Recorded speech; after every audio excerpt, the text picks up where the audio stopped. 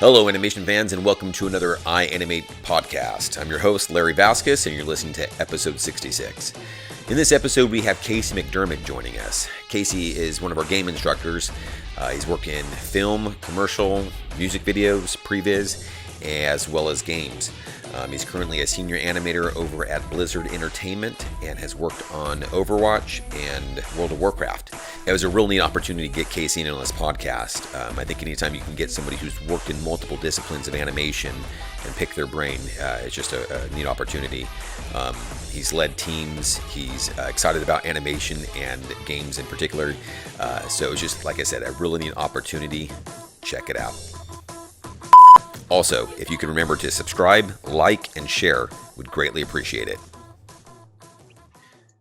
All right, Casey, really appreciate you joining us on this podcast. I know it's a Saturday morning. It's neat to get a little bit of your time after a full work week, and you have a family, young family too.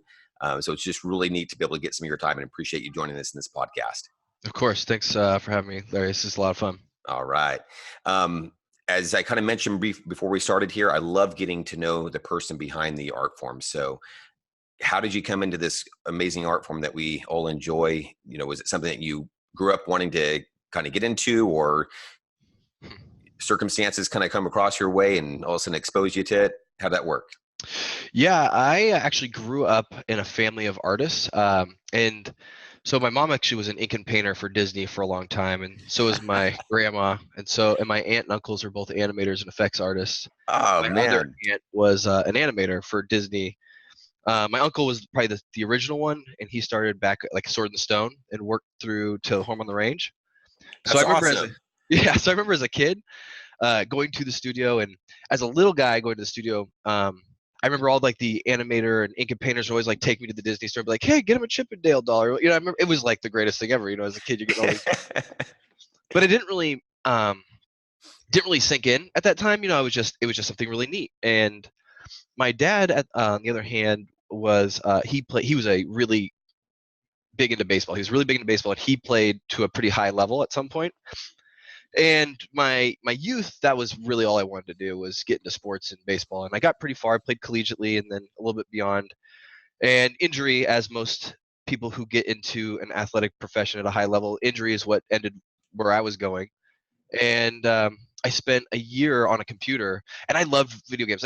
Just to preface this, I would play hooky just to watch the Star Wars saga. You know what I mean? Like, I would watch or Jurassic Park. Those were Jurassic Park I watched 6 times in the theaters as a kid, so like it had a big impression on me, And I was also homeschooled, so my parents, when my mom would leave to go when my mom would leave to go do groceries, I remember like I'd fire up the video game system, but like just get as many games in as I could. So I was a huge gamer growing up. and until she caught on, and she would do this thing where she would close the garage door and then come in through the back door and find me playing. What are you doing? Busted. So yeah, totally. So I was always into video games and film and entertainment in that regard. It wasn't until my injury and I was totally immobilized. I actually had something called an immobilizer on my knee for about 9 months, and I just started playing in LightWave at a junior college. Yeah. And that program. Yeah, dude, it was a really bizarre program. You had to have like a modeling program and then an animation program, and they had to feed into each other. It was really bizarre. And that was my first introduction to it. I just remember thinking how enamored I became. All of a sudden, that's all I wanted to do. It was that and play World of Warcraft, and that's basically all I was doing in college. And I'm saying this, like, I feel sneakier as a kid, thinking back in my childhood. I remember. We'll make sure your mom doesn't hear the podcast for a while. Oh yeah, she already knows now. She knows. So I accidentally put her credit card number into my Blizzard account so that I could have her subscription. And she was like, "Why is there a $14 charge to my account every month?" I was like, "Oh no, Mom." She wised up to that. So I was playing a lot of games and really into the medium right off the get go. So was it basically PC, or was it any of the console at the time? Growing up, I played every console, but it was in college that I stopped buying consoles and just started doing PC games, just because that's what I had, and I didn't want to buy the consoles. So yeah, and then I just got really into PC gaming, FPS. I played a ton of like Day of Defeat and Counter-Strike, and man, it was just my dorm room. There was 4 of us in there. Was like a PC bang. It was just nothing but a LAN party all the time. Yeah. So yeah, that was kind of my journey. Oh, and then while I was at that junior college, I looked around for like internships for game companies and film, and I wound up getting an internship or as a production assistant, or maybe it's better. I don't know if it's an internship or production assistant, but it's like kind of the same thing at what I was doing was the same thing, and I just went and it was in Sony Computer Entertainment America down in La Jolla, Okay. and I just got to kind of be involved in all the mediums. They kind of taught me a little bit of modeling, they taught me a little bit of animation, just the real basics of everything. And I was just trying to figure out, and what was great about that is I could ask people where I could look for more information. At the time, they were pointing me to like the Gnomon DVDs, because this was in 2005, I guess. So that's really the only thing that was available online, you know. Yeah. And so that's kind of, I just soaked up as many of those as I could, and then from there on, I just kind of started to take off more and more. Now, did you know what you wanted to do initially? Because as you mentioned, jumping into something like LightWave, where it's got, it's a full 3D package and got modeling, rigging, animation, jumping into, the apprenticeship that you were there doing again across the board. Was there anything that you were gravitating towards initially and kind of had adjusted, or did you just animation pick you up right away? I didn't know. Well, I always said, when I started playing baseball and I started, like, I think it was Toy Story and like a lot of Pixar films had started really catching on at the time. And I remember thinking to myself, well, just my fallback will be a 3D animator. Like that was an easy thing to do, Uh-huh. And I started to take like little art classes here and there as my GED, I guess you could say. And once I started in LightWave, well, I always loved motion. And I think that because of the level of sports I played, Right. I watched recordings of myself at slow motion. I was watching my fulcrum points and the weight and the balance and how things were evenly distributed and how you can see force and rhythm through the body. And all that stuff that we were breaking down, watching like the way you pitch or the way you hit, was really transferable knowledge. Nice. So the way we break down records.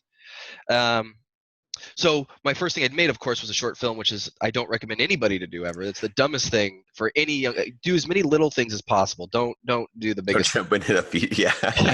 And I remember it was actually when I met my wife now, and she remembers when I was working on it. All I was animating was I just wanted to animate the grass in the background. Again, I was just focused on the motion of it, and the rest of it was terrible, but the grass looked great. And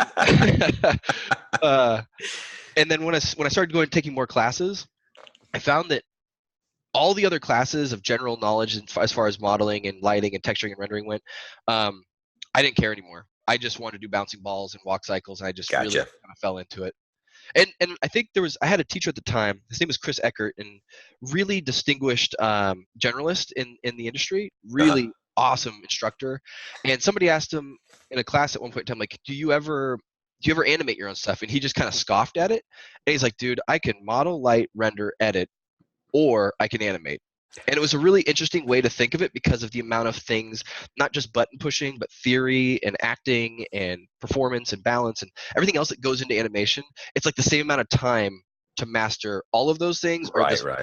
I thought that was really unique. Yeah. Very cool. Very cool. So now you went to that internship. How long did that last, or what did you jump into from there? Yeah, so that lasted for about 3 months. I was working on like Major League Baseball, the show, I think is what it was called at the time. And so they're like, hey, and SCEA in La Jolla has at the time had the biggest motion capture stage in the world. You could fit like a 747 in there. It's massive. Wow.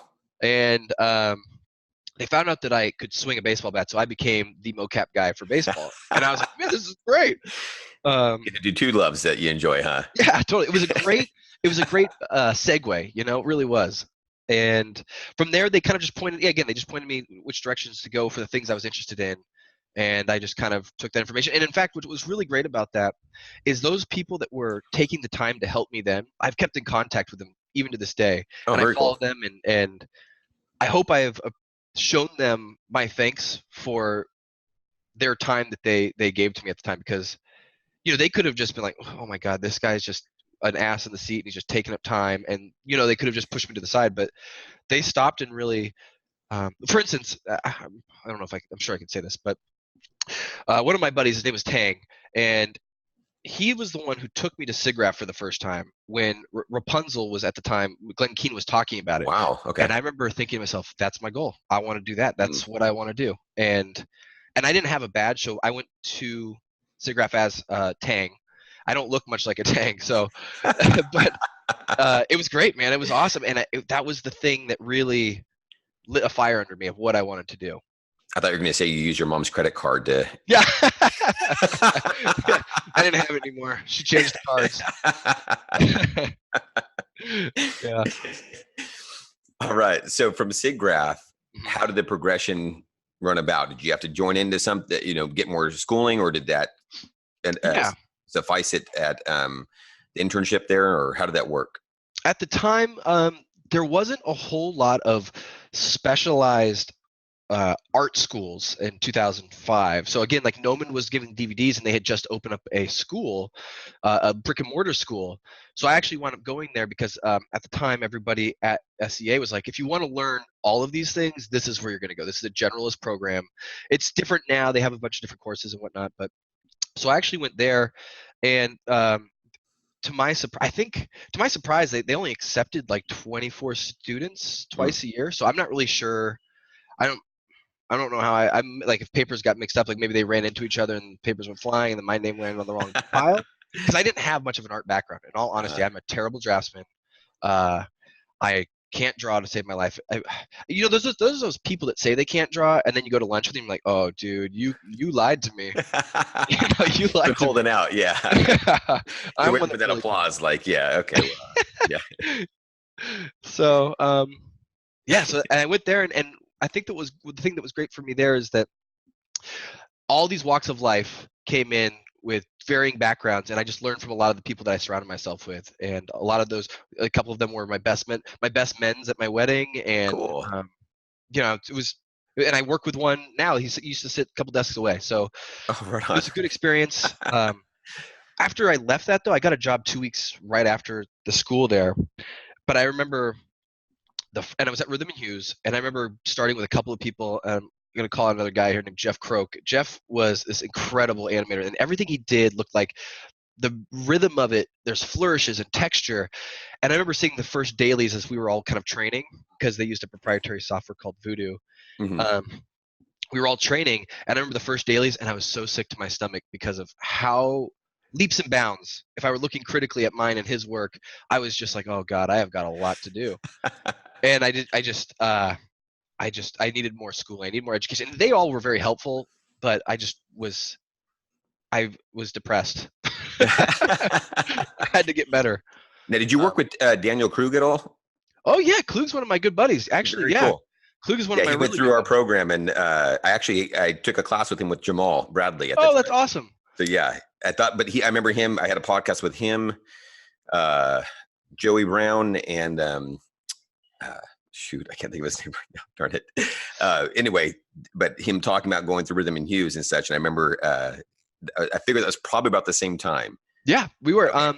Daniel, I have so much respect for Daniel. I love Daniel Klug. He's one of those guys that he has in a dailies or a session where you're getting a feedback session somehow.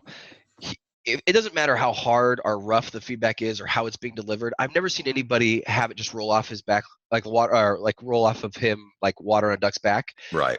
He just took everything in stride with a smile on his face, and that was something I remember asking him at one time, like, Klug, what is it that makes it so you can just shut it out and be okay with everything? And he gave me a quote from Winston Churchill, and it was something along the lines of like, oh shoot, what is it? Those who fail, when you go from failure to failure with no loss of enthusiasm, that's what success is, or something. Or that's wow. Most successful people go from failure to failure without loss of enthusiasm. That's what it is. Very cool. And that stuck with me ever since. And I was like, very cool. Yeah, because once you lose that enthusiasm or that passion for what you're doing, you can see it in the work. Everybody else can see it in the work too, I feel like. Yeah. And to that point, there are times where I play with this game with my students, both for their demo reel and for their shots, and I'm pretty right on every time. And I'm like, "That's your favorite shot?" And they go, "Yeah, how did you know?" Because I can tell which one you had the most fun with. And then on a smaller shot, I'm like, "That's your favorite. These 30 frames, your favorite part of that shot or that work." And they're like, "Yeah, it's my favorite part." And there's just something you can tell A little more was put in, huh? Yeah. Like Frank Thomas, when he would draw, he would just scribble those things that, like, you could just see the angst and the angry line work because he was just trying to find it. But that means that there was something that really meant something to him in those drawings, and Right. you could just tell, which ones meant the most. Very cool. Very cool. Yeah. And then you probably would have been there with clean. We actually had Keen. Jason Keene. Jason Keen. Yes, I wanted to say Daniel, but I knew that was right. Yeah, Jason was there at the same time. He's been one of our instructors and had him in as a podcast as well. Yeah, I actually used to sit next to Jason. We shared an office together for a while. Okay. And Jason and Klug actually were roommates, so we'd always call him Klug and Keen. And it was like the Klug and Keen. Yeah, Jason was always one of those guys that everything he did, you're like, man, he had a way of seeing the lines and the rhythm, and it was always appealing. He always brought great appeal. That's just funny. What a small world. I mean, here's two other guys that you've worked with at the same time and gone through our program, and one's been an instructor, and that's too funny. Yeah, they're both great. Man, they're both amazing people. So I can't think highly of more people. Honestly, they're great dudes. Awesome. So then you were as Rhythm Hues. You were there for how long? Excuse me. The first time I was there for like a year, and then, like I said, I felt so depressed at how, like, if I am one to be able to look at my work and other people's work and see what I'm missing to get there. You know what I mean? Like, maybe I don't know how to get there, but I can see which one's better than mine. I'm very critical. I think we're all critical of our own work. It's always easier outside looking in, but I beat myself up sometimes, probably too much, honestly, when I'm not happy with something. And so I went back to school. At the time, the only online course that we had was Animation Mentor. It was around 2008 or 2007 when I started. Yeah, we didn't start till 2010. So yep. Yeah. So I went through the course there, and then halfway through the course, I got the itch to start working again. So then I went back to Rhythm for an additional 2 years after that, while going to school for the remainder of it, of the program, and that was a nightmare for a while because Rhythm worked a lot of hours. They do blanket overtime, so people were working 60s to the point where we would make like these little games. We have a video. We had this big oscillating fan. We just tilt it up, and then we'd all play this game where we try and throw this ping pong ball into this like solo cup in the middle. It was really funny. Keen was there. Jason Keen probably remembers fan ball.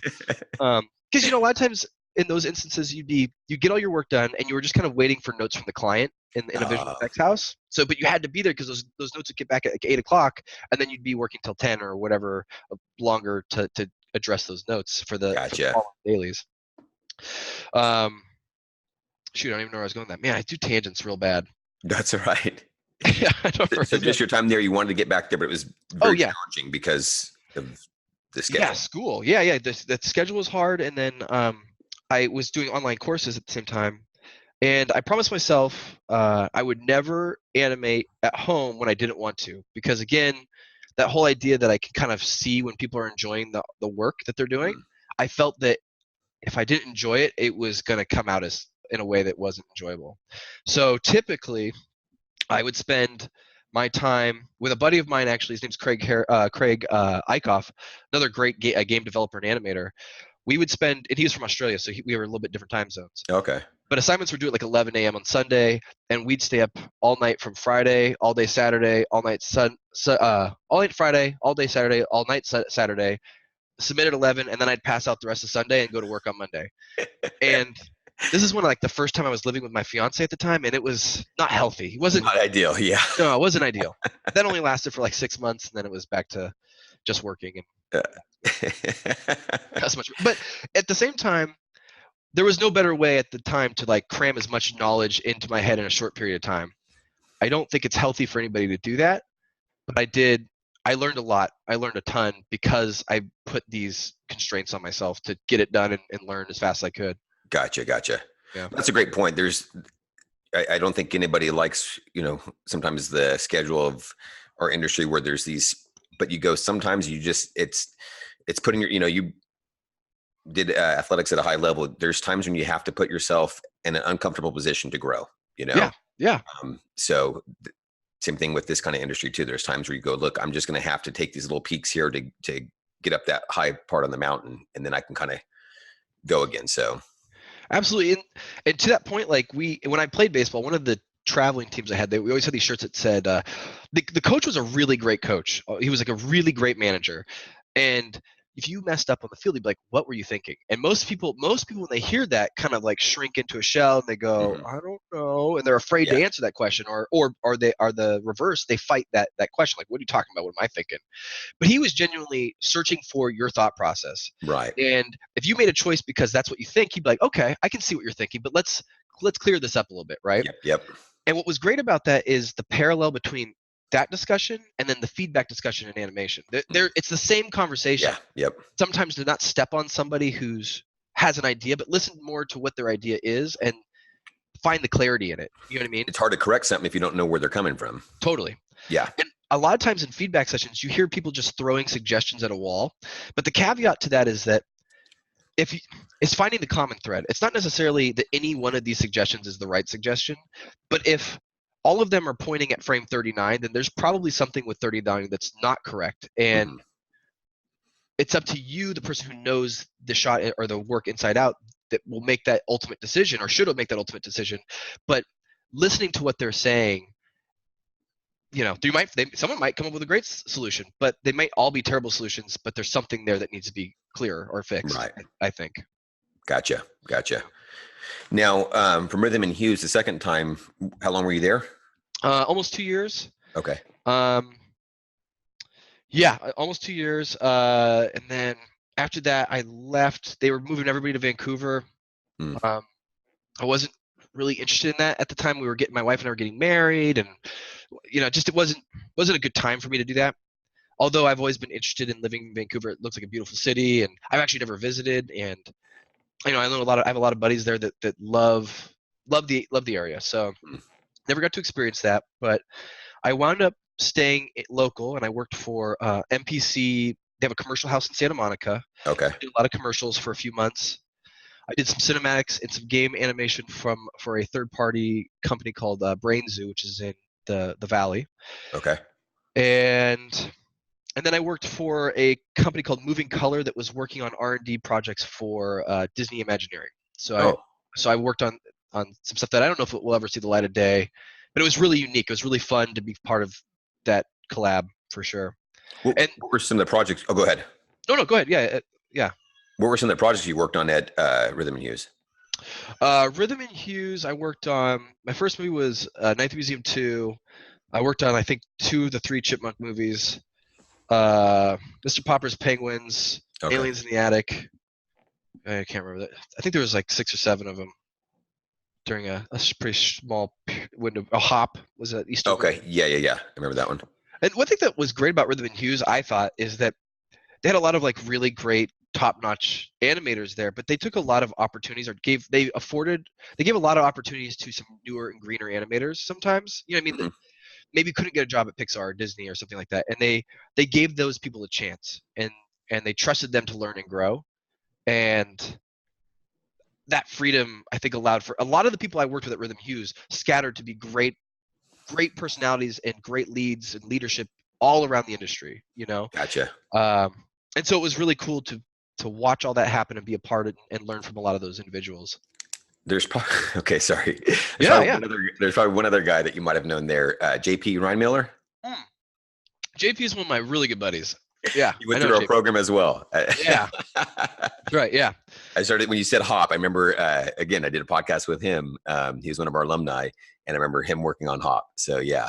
Yeah, JP's a great dude. He's, I think, at Vicarious Vision now. It's a subsidiary. Or the East Coast.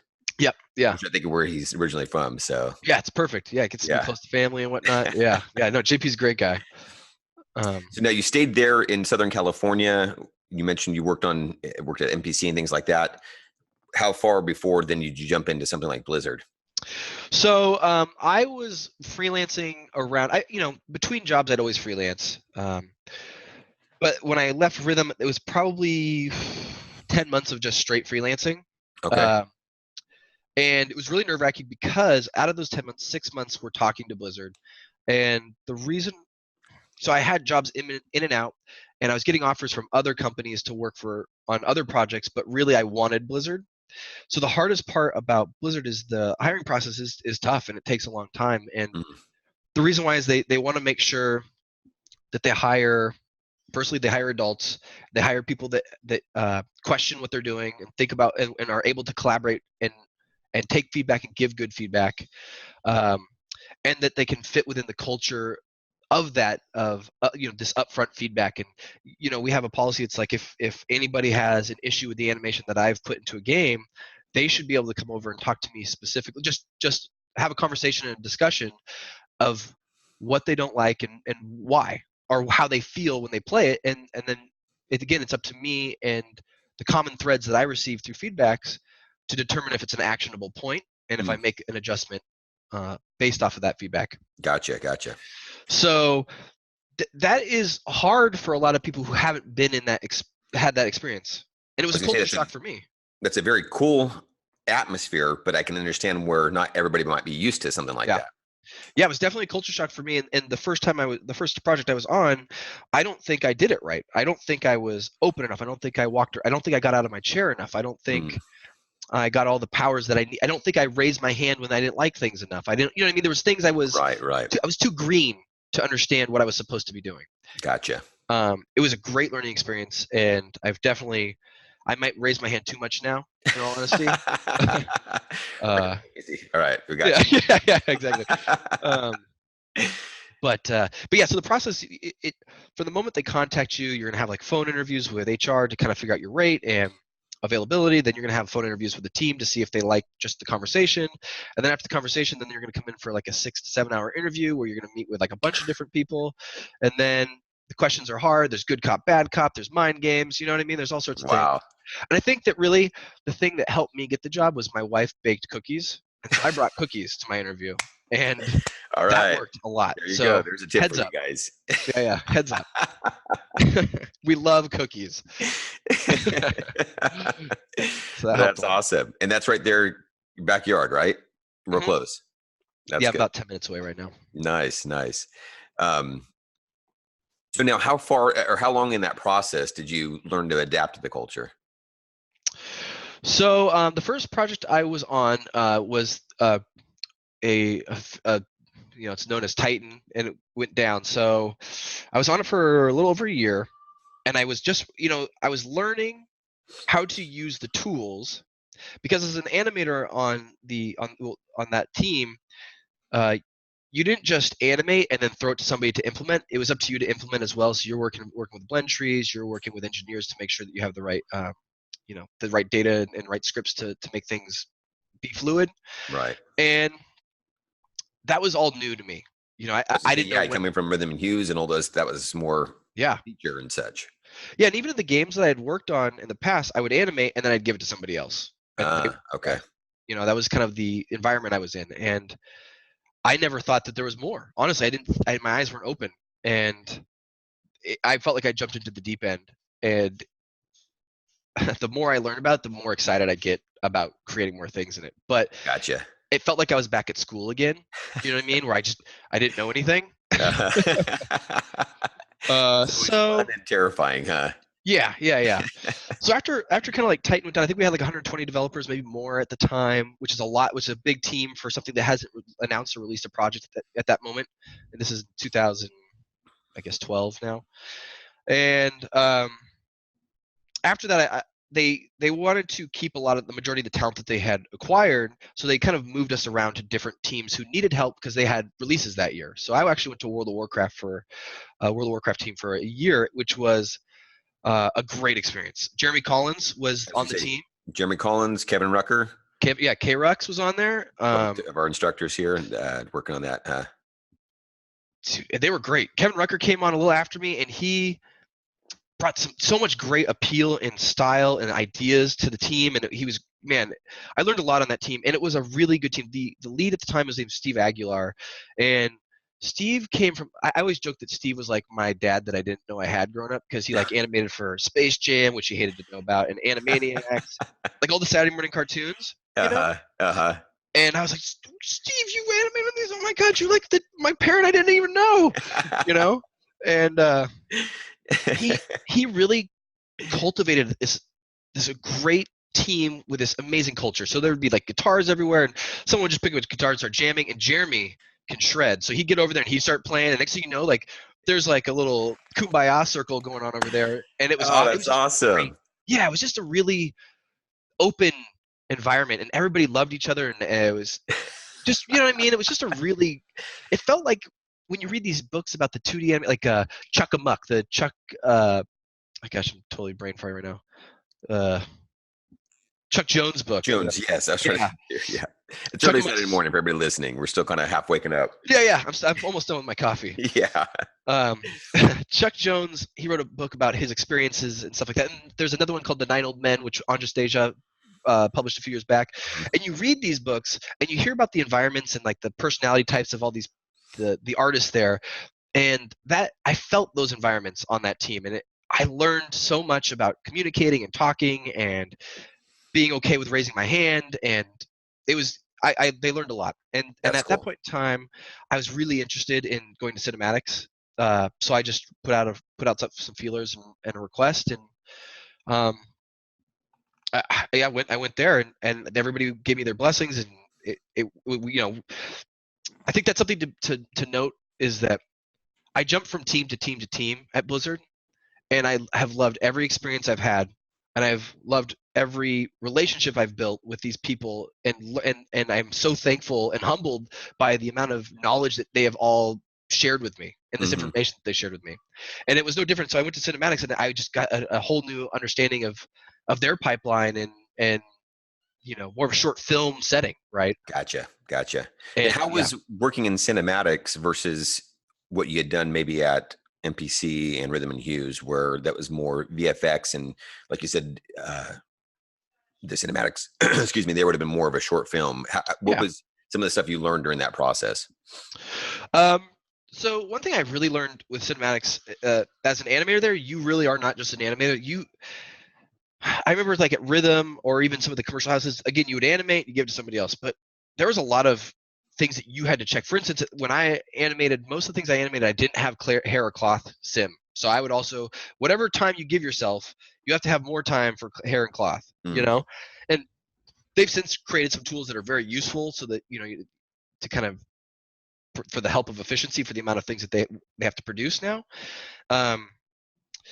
But I think probably some of the most important things I learned is I worked with the rigging crew and the animation lead, Hunter Grant, to like really learn how they develop face rigs to be speedy for in-game, something that would work for a pre-rendered high fidelity, and then also work for a quicker turnaround on an in-game cinematic.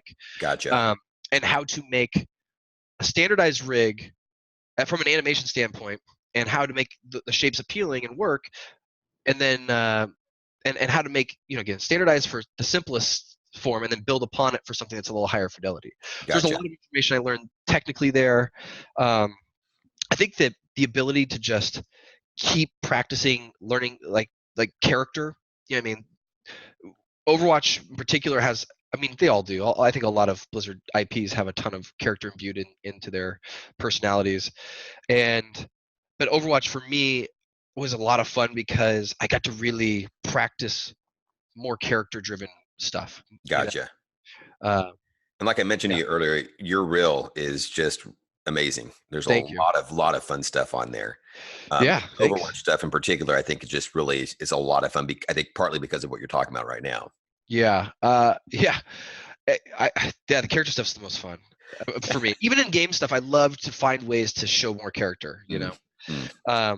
And yeah, thanks for the compliment on the reel, because every time I release a reel, if anybody who's close to me and knows me, I am not very good at releasing things to the public. I don't like it. I have anxiety when I hit the submit button, and then I'll be like texting my baby like, dude, I made a mistake. I shouldn't have put this thing online. This is stupid. What am I thinking? What am I doing? You know what I mean? Like I don't know what it is. I just downward spiral and just this anxious mess. Now I gotta okay, I gotta ask you this too. Is that your personality, or is that something that maybe developed through athletics? The reason I ask that is because I mentioned on the podcast before, I wrestled at a Division I, as you know, so high level collegiate. Division One, and can be very self-critical as well. And I think that striving for perfection, that doing a sport at Division One level is very competitive. And so I'm wondering if that's part of your personality, or did it develop more because of athletics, where you're competing at such a high level and the competition is getting so much more high. Yeah. I think it's both. Okay. My mom is like really artsy, and my dad is really logical, like everything's type A, you know. Okay. So he's really hypercritical of himself and everything that we do. So I think I got a little bit of that. And then I think that the high level of sports, I definitely was the type of person that if I had a bad game hitting, I was in my garage just hitting till my hands bled off of a tee. You know what I mean? Like I didn't like walking away feeling like I didn't perform the way I wanted. Right. Okay. And art in general, I think that there's something really vulnerable about it, because since it is our artistic interpretation of what we want to do or what we want to see, it's like a real truthful piece of us that we're just letting the world see it. And although the viewer may not realize that, I think that that's sometimes why feedback can hurt so bad, is because that really is just a piece of you there. Do you know what I mean? Yeah. And if you're not willing to like be able to separate that emotional connection, that's when it can hurt the most, you know? Okay. Yeah. Now I've got a question. Go ahead. No. I was just gonna ramble. So now, okay, I've got a question for you. And maybe this will be beneficial for those who kind of maybe are like us in that regard. So I remember taking a workshop, and this was at the time with Ken Fountain, and I think it was a up close facial assignment, and we were on that one for half the workshop. And I think at that time we were 14 weeks, so it was 7 weeks. And he's like, are you guys getting burnt out doing the same shot for that long? Yeah. And most of the people said yes. For me, I wasn't, because it was one of those things that it was killing me to make sure I got it right. Yeah. And it reminded me when you said that, to go back to the tee until your hands were bleeding, Yeah. Have you found that in your career to be beneficial to keep being persistent, or have you found that that's not always a good quality, where you need to walk away sometimes and get a fresh eye? Does that helpful? Or does that make sense what I'm asking? Yeah, absolutely. Okay. So what would be what you've learned? I think it's really easy to downward spiral if you allow for that. And honestly, in my professional career, I think that was, the injury was a big part of it, but I think that the mental game of it, I was too immature, honestly. Okay. And I wore that stuff on my sleeve too much. I wasn't stoic. I didn't channel those emotions into something more productive. And actually, one of my mentors, like a personal mentor outside of school, was Michael McCarovich, and he mentioned to me, he told me a really great way of thinking about it. And he said that there's like a bell curve of time and reward. And if you think of a bell curve, you're going up. It's like, man, this is great. And then also you keep investing time, and at some point in time, it becomes detrimental. And the reason why is because you've learned everything you're going to learn, unless someone's going to like really, there's that moment in time on some shots or work that you're doing that someone really has to hold your hand to pull you across the finish line. Right. And although if you have that amenity to help you get across the line, that's awesome, and that will help you, that will boost you into learning. But at some point in time, as you start, you'll start to, it's almost detrimental. You're spinning your wheels at that point. Yeah, then you get frustrated and you go into the doldrums, and it's just that sucks. Yeah. So any advice that you've maybe learned during that, is that the point where you walk away and maybe lunch, or you start on another project and come back to that one, or get someone's fresh eyes on that? How have you typically handle some of that kind of stuff? Yeah, I think that's a stepping away. Like typically you have more than one assignment to work on. If you just step away for a minute and then come back to it, like in games, a lot of times, even if it's rough, I'll throw it in the game and then I'll step away. And that way people can see it and give me feedback if I'm ready for it to be really drilled on, Right. If I think that there's something there, like a diamond in the rough, I'll put it in there and then people can give me the feedback. In more of like a scene or performance animation, I have to step away for a minute and then come back. And that helps me with two things. If at the moment I see what is actionable, I can fix it and adjust. But a lot of times, more often times than not, I will, and I think every animator has this thought process, like, well, I would have done that differently, Right. That helps me a lot too, because a lot of times I don't think, and when you get to that point, it's not necessarily the polish that's not working. It's typically something at the foundation that's not working, whether the idea is not clear or the timing, there's no texture, there's no rhythm. There's something fundamentally that is wrong, and we're trying to fix it with polish. Gotcha. And being able to recognize and identify that, I think, for the next time and moving forward, always helps, to alleviate that process or that feeling more so. Gotcha. Okay, But that's it always great. happens. It always happens. Yeah. Yeah. I was just wondering how, because it sounds like there's a little bit of a similar mentality. So I'm kind of just wondering what you've learned that's kind of helped with that a little bit. Yeah, and then I think I always point to, there's three like graphs I always point to. One is the creative process. If you could just Google this, the creative process, which is like the first time you get an idea or a shot, you're always like, ooh, this is awesome. And then immediately it's like, ooh, this is trickier than I thought. And then you go, oh man, this is shitty. And then you think, oh man, I am shitty. And then you go to, all right, this might be okay. And then if you're lucky, you'll get to, this is awesome. You'll get right back to that full circle, Uh-huh. And then the other thing I like to point to is the Dunning-Kruger effect is a really brilliant Nobel Prize winning, it's not a theory, it's an actual thing. But it, basically, everybody's played, have you played Smash Brothers, Larry? Oh, yeah. Yeah. Okay. Do you know the first time you played Smash Brothers, you were probably just mashing keys, right? Uh-huh. And you probably did pretty well because nobody knew how to work with the chaos. Right. So when we first start something, we get this really large boost in confidence mentally, like psychologically. We get this large boost in confidence. We're like, man, I could just do this. I'll be really good at this. And as time goes on, as people who are actually experienced learn your chaos, they start to adjust because they are better. Right. And then you start to realize like, oh, so you're like, oh man, I'm really good. Oh, and as you get into like the mid-level of your career, you're like, oh man, I am awful. And as you become an expert, you kind of come back to like a little bit more than, all right, I'm okay. I can handle all this. You know what I mean? Gotcha. Humble in a way, but confident. Right. So Dunning-Kruger effect. Where are you at then on that?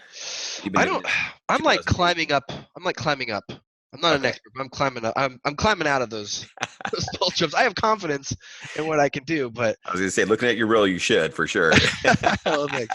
Yeah, I'm still climbing. I think we all climb out of there. That's what I mentioned earlier. It's one of the parts I really, really enjoy about our field is just that constant learning. It's always making it exciting. It's always making that adventure, but it is also that terrifying part where you never feel settled. Yeah. So it's like I said, it's make it fun, but also challenging. So I think that's good. I think that's good to never feel settled. I think that once that complacency sets in, that's a problem. Right. Then you're not willing to grow. You're not willing to learn. And there are a lot of new tools, a lot of new theories, a lot of new workflows. There's a lot of great ideas out there. And as soon as you close your mind and become complacent with what you're doing, you're kind of done growing. Yeah. And there's a lot of great animators out there that apply, and then we'll interview, and you can just tell in the responses sometimes that they, you want to exude confidence in an interview, but in overabundance, it can seem cocky. Right. Almost like they just arrived and have nothing else to. Yeah. They're plateaued. They were like, okay, well, what else are we going to grow with here? Yeah. So, yeah. Gotcha. Now, are you on the cinematics team as presently right now? No, I actually have. Last year, I moved back to the Overwatch team. Okay.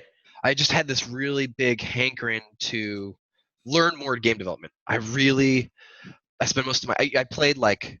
I'm a real gamer. I play a lot of games, and recently I've really gotten into like Firewatch and What Remains of Edith Finch. I play a lot of Overwatch. I'm a big WoW fan. The Outer Wilds. I've been really into like these walking narrative simulators, Gotcha. And they just really inspired me to learn more about development. And again, I love competitive competition, so Overwatch is huge for me.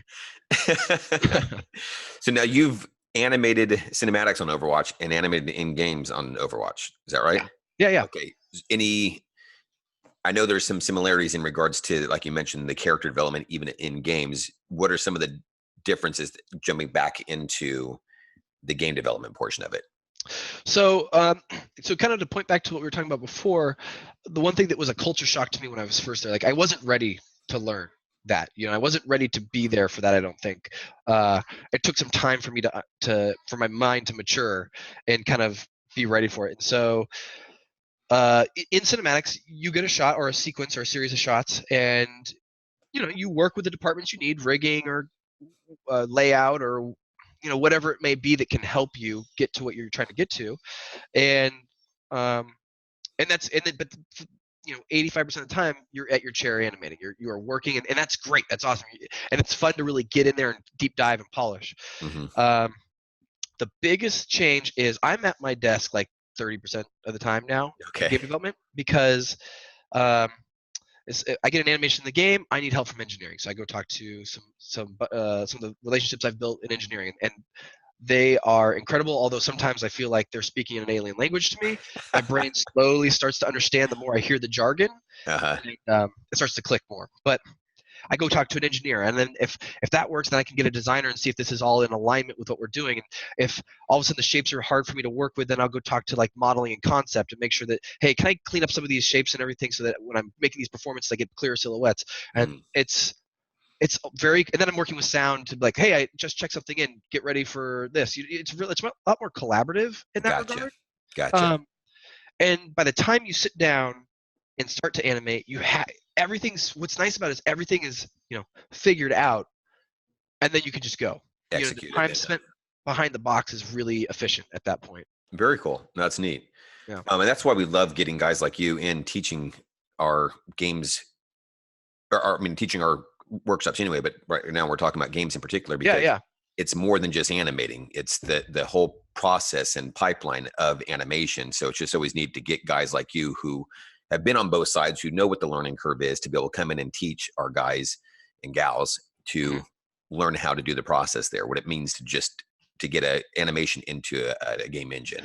Yeah, and I think that's something that is not spoke on enough, or at least when I was going through school, is that people were teaching me how to animate, but like the 12 principles really are a small portion of how to animate. It goes so much further and beyond those ideas and theories that have been created since then that really help support those ideas. Those are not to say they're not important at all. They're all fundamentals and foundational. But at the end of the day, most people who are interested and willing to put the time in will learn those principles. But what makes an animation stand out is not necessarily knowing those principles, but making the idea behind it clear, and the character truthful and real and honest, and that they exist in this world. And that's stuff that's harder to teach. There are some rules and some theories that in my class that we talk about that kind of help guide making those just more apparent in the work. Right. And so sometimes I feel like in my class particularly, we kind of although I teach a lot about workflow and the way I work, I also talk a lot more about like the mental processes and the idea of failure as a tool, and less as a failure as a detrimental downward spiral or something that can hurt you. Yeah. And so I think that we kind of step away, and I think that I try to build up those core ideas instead of just how to push buttons on a keyboard. Right. No, that's fantastic, because that's career building for future. Yeah, that's the hopes. Yeah. Yeah. What has been your experience teaching it on an online? Because I think we talked beforehand that you've taught brick and mortar as well. What has been the benefit for you teaching online?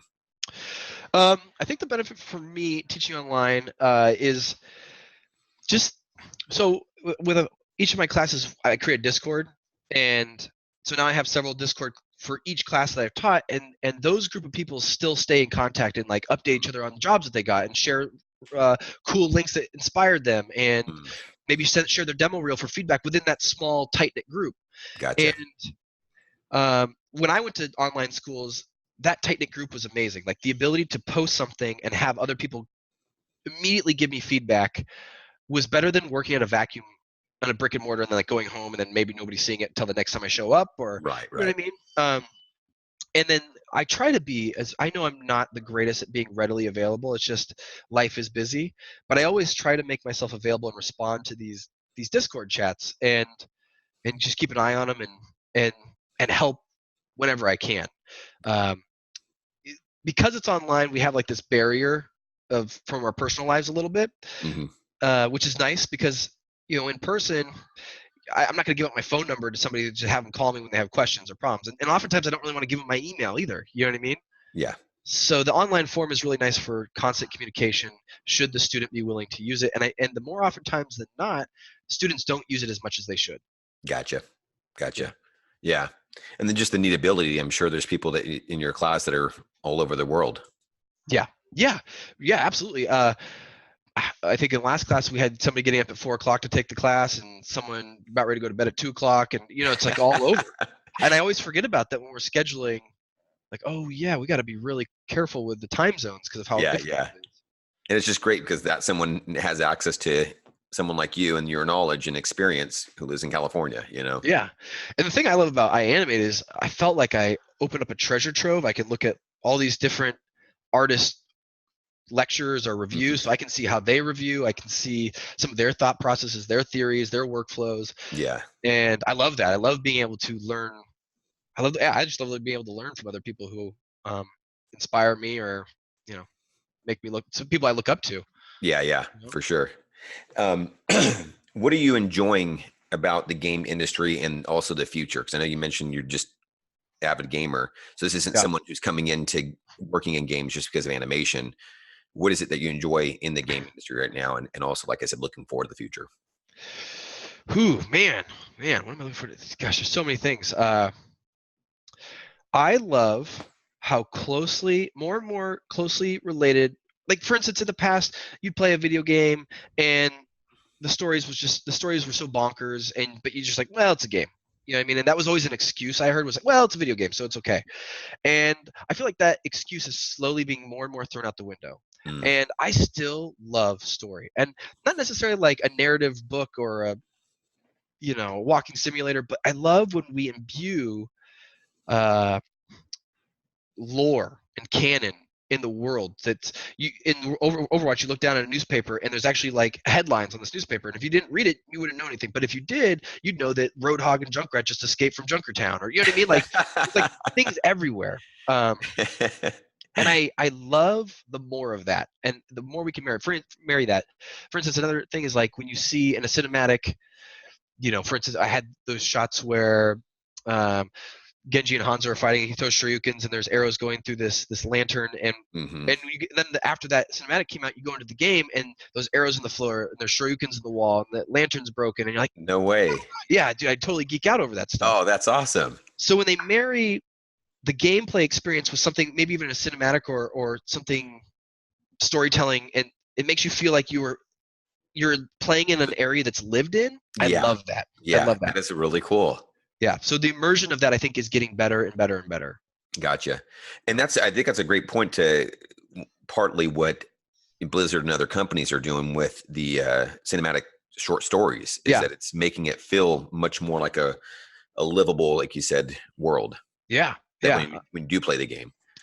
And that's something I really love about most Blizzard games, is that Blizzard, we are world builders. We don't just make a character that just exists.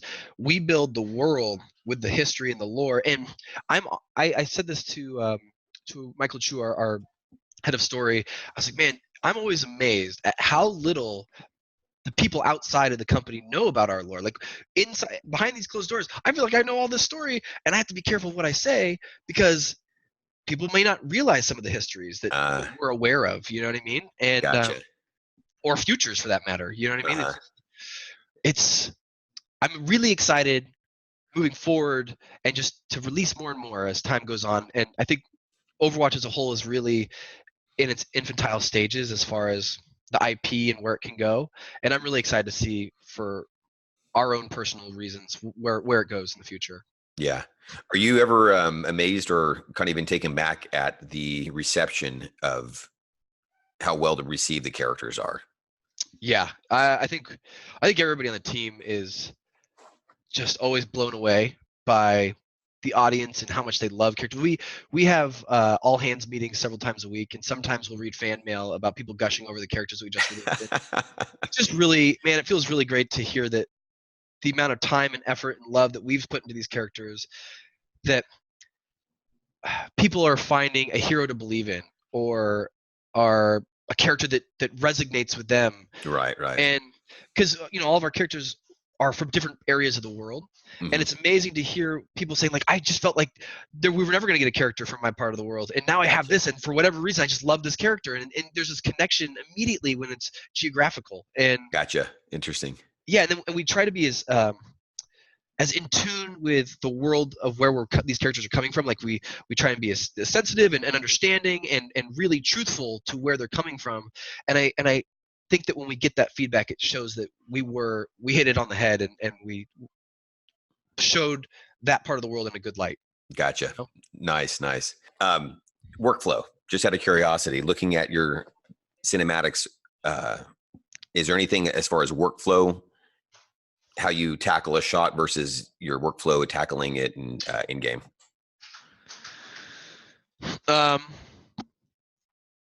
Yeah. What is your workflow? Let me ask you that.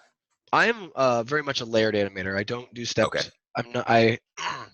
I for many years did stepped, and I'd always ask my teachers and mentors, like, so what are you doing with that graph editor? Like, what's happening under the hood? And I'm not very good at learning unless I know the whys. I can hit buttons, but I just feel really unfulfilled unless I know why. Yeah. And so when mentors started showing me a little bit more under the hood of what's happening, and I understood the why I was controlling these and what was happening when I rotated this controller and how it would appear in a graph editor and how those curves interpolate and cohesively work together. It wasn't until then that I was sold. And so I'm very much a layered animator.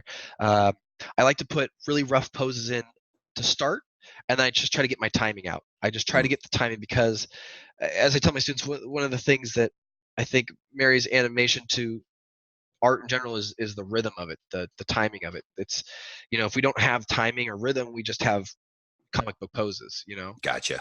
And as appealing and as story filled as those gestures may be, there's something to the rhythm of it that transcends that feeling when you're playing it or you're watching it, or gives the sensation of where they are in their social status or how they are, what their age is. You know what I mean? Like, you think of someone who's sad or happy, you immediately think of the speed of which they'd move. Or if you think of somebody who's old or young, you immediately think of how they move. You know what I mean? Like, so you start to put these parameters on there, and timing wise, I can already see the energy lines. You know what I mean? Like, if it's a turtle or a bunny, or, you know what I mean? Like, I can already feel how I want, or a ninja for that matter. I could really see in my mind the timing of it. Now, just out of curiosity, okay, let me ask this one first. And for those that haven't watched this reel, I'm sure you definitely check it out after this. There is a reference that you include at the end. Mm-hmm. Yeah. You shoot much reference for your stuff? I do. I shoot a lot of reference, particularly for performance stuff. Okay. Sometimes a little harder for game animation because you're doing things that might be a little more whimsical, or blowing something up, or whatever it may be. So that was going to be my second question. So yeah, how do you address some of that kind of stuff for the ninja stuff or the in-game stuff? I try and shoot as much reference as possible, or at least act it out and get in the poses and stuff like that, because it's amazing how oftentimes you think this is a great idea, and then you see it in front of a camera, you're like, what was I thinking? That was terrible. I'm embarrassed for anybody to see this, But what's great about that failure, right, is that it informs you of what you don't like, and perhaps gives you an idea of what you would like. You know what I mean? And by failing early and failing often, you start to build these parameters to work within. You know what I mean? Yeah. And it's like, well, I definitely know not to go that way, or not to go that way. I know I'm going to go this way now. And it helps you commit to the idea earlier on, so that when you are polishing, you are committed to the foundation of what you're making. Gotcha. Yeah, I don't even know if that answers the question. Is that failing early and failing often a Michael Makarovich? That was something actually from Titan. That was one of our. Okay. Rob Pardo was a big.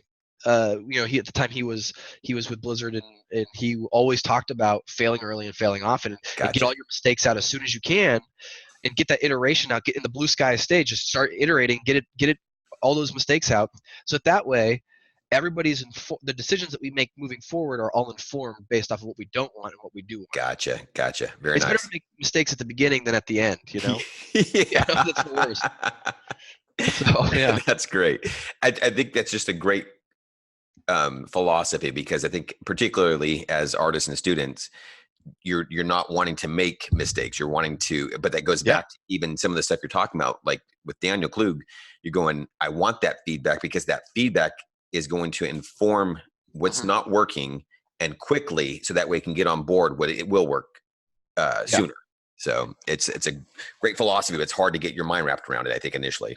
Totally. There's a lot of times when you're a greener animator, younger animator, that you're something's not right, but you can't come to terms with it, and you're afraid to show it to somebody because it's not right. But the best thing to do is just to show it to them so that they can at least say that's not right, and then you hear it out loud. And you're like, damn it, I was really hoping that you wouldn't say that, but I feel it too. You know what I mean? Yeah. There's so many times that we just keep working even though we get that feeling, and we just don't answer it yet. Yeah. We answer it late. Yeah, no, that's fantastic. So how did you tackle some of the shots? I don't know the names, I'm sorry, but the ninja in Overwatch. Genji or Hanzo, depending on. So that's like, for example, that particular sequence. Yeah. There's a lot of action going on. How did you tackle something like that? Layout gives you an idea of what the camera is going to be.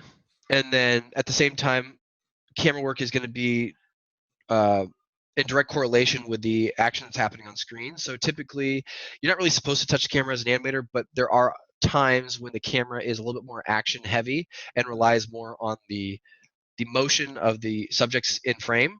Right. That it allows for you to the previs is okay with you unlocking just to stage it correctly. So I quickly started blocking things out just pose-wise. I started figuring out ideas of, like, for instance, when he deploys the Shoryukens, like how it looked in the character select screen and how I could kind of embellish it to make it more for what I wanted it to be. But the character select screen was like building the parameters, right? Like of what he is, how they move, how they deploy, the motion, the speed. I remember I'm a big fan of timing charts. Those old-fashioned, like you look at Milk Collins drawings, you see like several different timing charts, one for each part of the body. Right. I draw them on my screen all the time. I use Stabilo pencils, and they're pencils, and so I use those all the time on my screen to chart out my timing. And so I remember breaking down the character select stuff to see like how fast this would deploy, where the eases were, where the sharps were, where the overshoots and settles were. So I had the formulas as to how it worked in the game, so that when I did it, I kept the same timing formulas but adjusted the poses and made it my own, if that makes sense. Yeah, absolutely. And I wanted to do that because I felt like it tied the worlds together, as opposed to having this artist's interpretation of how that should work and that artist's interpretation of how that works. Then it just feels disconnected, and I that really gets under my skin when things, you're like, wait, that looks like 5 different animators worked on this. Yeah, it really gets under my skin. Gotcha. And then I sat next to a guy named Peter Starston, who's just, dude, Peter, check out that guy's work. That guy is unreal. And he's one of the most humble artists I've ever met. And he just was so great at giving feedback. And he gave me a couple like pose sweeteners to just take my timing and adjust the poses. And the force that he helped me imbue into like the motion was because I showed it to him and got the feedback. Nice. Nice. Yep. So that's fantastic. That's great. Well, Casey, I don't want to take up any more of your time. I really, really appreciate this time, though. It was really cool. And just the whole conversation. Love having you as an instructor here. It's just always neat to hear someone who's enthusiastic about animation, obviously at a high level, and teaching our artists. So appreciate that time as well. Yeah, thank you, Larry. Any last anecdotes or? I think I'm dried up. Okay. That's all I got. I'm all that. You all took the class now. No. Yeah, that's right. Come check out Casey and his game animation workshop. What level are you teaching? 2 right now. Game workshop. Okay. All right. Well, come check it out. Casey, thank you again for your time. I really appreciate it. And thank your wife, too. Of course, yeah. Got double duty right now. That's right. All right. Hey, thank you so much, Casey. Yeah, of course. Thanks, Larry. Bye.